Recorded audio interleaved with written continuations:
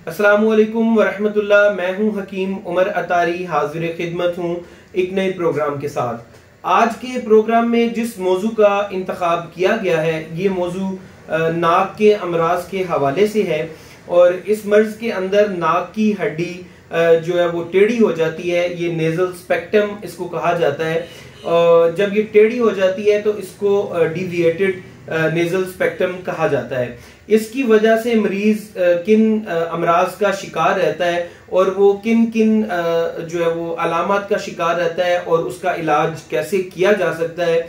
क्योंकि लोग इस डिविएटेड नेजल स्पेक्ट्रम के अंदर सर्जिकल ट्रीटमेंट करवाते हैं, जबकि हमारे हर्बल तरीका इलाज के अंदर हम अद्वियात के साथ इसका इलाज करते हैं और अल्हम्दुलिल्लाह ऑपरेशन की ज़रूरत नहीं रहती।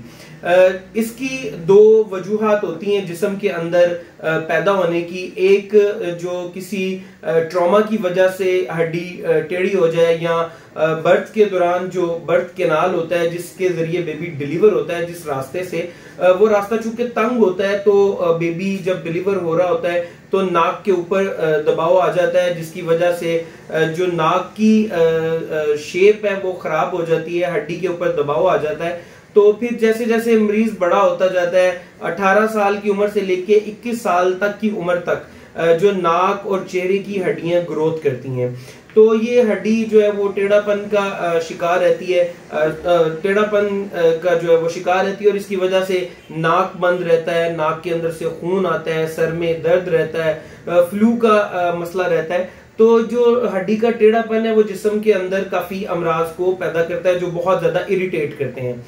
और दूसरा हड्डी के टेढ़ा होने की जो रीजन है वो आपकी खुराक की बेएतदालियां हैं। यानी अगर आप किसी एलर्जी का, डस्ट एलर्जी का शिकार हैं या किसी भी तरह की एलर्जी का शिकार हैं, तो जब आप खाने बेतरतीब लेते हैं या बेएतदाली करते हैं, उसके अंदर आप जंक फूड का इस्तेमाल करते हैं, आप किसी ऐसी ग़िज़ा का इस्तेमाल करते हैं जैसे ठंडी ग़िज़ा हो गई, पिज़्ज़ा, बोतल, बर्गर, शवारमा, खट्टी चीज़ें, बादी चीज़ें, तो ये नाक के गदूद जो होते हैं उनके अंदर स्वेलिंग पैदा करती है, सोजिश पैदा करती है। और नाक के गदूद के अंदर जब स्वेलिंग पैदा होती है, सोजिश पैदा होती है, तो ये नाक की हड्डी को टेढ़ा कर देता है। तो कई लोग तो 3-3, 4-4 ऑपरेट भी करवा लेते हैं, लेकिन इस मर्ज से छुटकारा नहीं पा सकते। वो कुछ देर बाद दोबारा नाक की हड्डी टेढ़ी हो जाती है। जबकि असल मसला ये होता है कि जब आप बेएतदाली कर रहे हैं, खुराक के अंदर आप अनहाइजेनिक फूड ले रहे हैं, तो उसकी वजह से जो गदूद के अंदर स्वेलिंग पैदा हो रही है,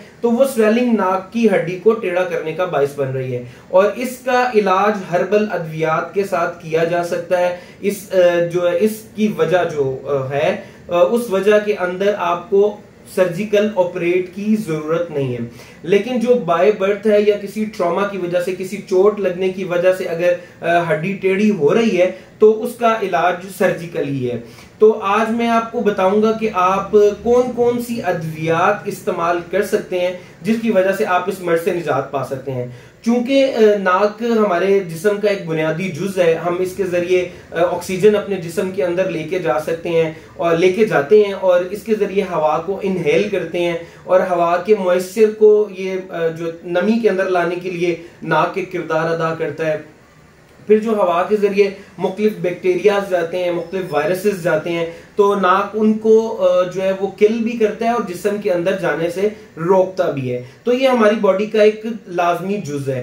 तो आप जो मैं आज इंशाल्लाह आपको एक इलाज बिल ग़िज़ा भी बताऊंगा, आपको एक ऑयल का भी तरीकाकार बताऊंगा कि आप अगर ऑयल वो अपनी नाक के अंदर डालते रहें तो वो नाक की हड्डी का जो टेढ़ापन है उसको ख़त्म कर सकता है अल्हम्दुलिल्लाह। कुछ एक कावे का मैं आपको बताता हूँ कि अगर आप वो कावा इस्तेमाल करें तो आप उस कावे के जरिए जो है वो इस मर्ज से छुटकारा पा सकते हैं। और एक सफूफ इंशाल्लाह मैं आपको बताता हूँ कि अगर आप इनका 4 से 6 हफ्ते मुसलसल इस्तेमाल करते हैं तो आप इस मर्ज को शिकस्त देने में कामयाब हो जाएंगे। तो आप आज जो चीजें मैं आपको बताने लगा हूं इनको नोट कर लें, बड़ी आसान और सादा है। अल्हम्दुलिल्लाह कोई साइड इफेक्ट नहीं है और आप इस मर्ज को जो है वो शिकस्त दे सकते हैं अल्हम्दुलिल्लाह। जो नाक के अंदर कतरे डालने के लिए इस्तेमाल होंगे उसके अंदर दो चीजें आपने लेनी है जो बड़ी सादा सी हैं और बड़ी सस्ती सी हैं और बाजार से बाआसानी आपको दस्तयाब हो सकती हैं। उसके अंदर आपने सरसों का तेल लेना है 25 ml, सरसों का तेल लेना है 25 ml और किसी भी अच्छे दवाखाने का इमरत धारा।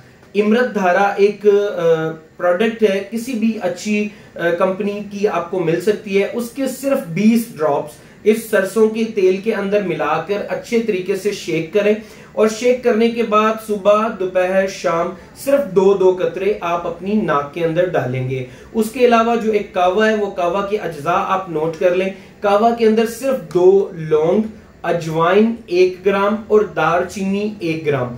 अज्जा दोबारा नोट करें, लौंग सिर्फ 2 अदद, 1 ग्राम अजवाइन देसी और 1 ग्राम दालचीनी। ये एंटी इंफ्लेमेटरी कावा होगा, अगर आप इसको इस्तेमाल करेंगे तो ये जिस्म के अंदर सोजिश को खत्म करता है। तो जो नाक के गदूद के अंदर सोजिश पैदा हो रही है उस सोजिश को खत्म करने के लिए ये कावा आपके लिए इंतहाई अक्सीर काम देगा। तो आप इस कावे को बनाएं, बनाने के बाद इसमें 1 चम्मच शहद का मिक्स करें और इसको नीम गर्म 1 घूंट के अंदर जो आप पी सकें उस लेवल पर ले जाएं, लेकिन ये गर्म होना चाहिए, ठंडा नहीं हो। तो आप इस कावे को सुबह दोपहर शाम खाना खाने के तकरीबन 1 घंटा बाद इस कावे को इस्तेमाल करें। उसके अलावा आप एक सफूफ जो है वो मैं आपको नोट करवा रहा हूं, उसके अज्जा आप वो सफूफ इस्तेमाल करें। यकीन जाने आप अल्लाह ताला के घर में कभी उम्मीद है कि जब आप इस नुस्खे को इस्तेमाल करेंगे तो आपको सर्जिकल की जरूरत नहीं पड़ेगी। आपका ये डिविएटेड स्पेक्टर जो नेजल स्पेक्ट्रम है, जो नाक की टेढ़ी हड्डी है, ये अल्हम्दुलिल्लाह इन अद्वियात से ही ठीक हो जाएगी। तो जो सफूफ के अज्जा हैं उसके अंदर आप लेंगे गंधक आंवला सार 30 ग्राम, अजवाइन देसी 10 ग्राम, राई सुर्ख 10 ग्राम, बाबची 10 ग्राम। अज्जा दोबारा सुन लें, गंधक आंवला सार 30 ग्राम, राई 10 ग्राम, बाबची 10 ग्राम और अजवाइन देसी 10 ग्राम। इनको आप बिल्कुल फाइन पाउडर करें। फाइन पाउडर करने के बाद 250 मिलीग्राम वाले कैप्सूल खाली ले लें और उन कैप्सूल को भर लें।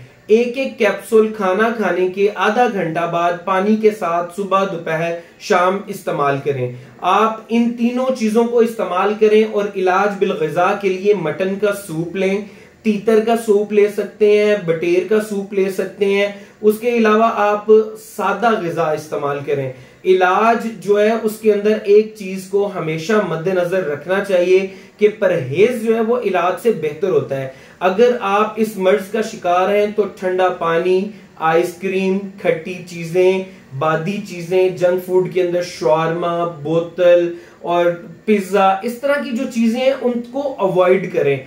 ग्रीन जो लीव्स वाली, सब्ज पत्तों वाली जो ग़िज़ा है वो लें। मेथी का इस्तेमाल करें, पालक का इस्तेमाल करें। आप यकीन जाने आप माशाल्लाह इतना बेहतरीन किस्म का रिजल्ट इससे हासिल करेंगे कि आप मुझे दुआएं देते नहीं थकेंगे। अल्लाह ताला आपका हामी व नासिर हो, अल्लाह ताला आपके घर वालों पर रहम फरमाए और ये दवा जो है अल्लाह ताला आप लोगों के लिए शिफा का बाइस बनाए।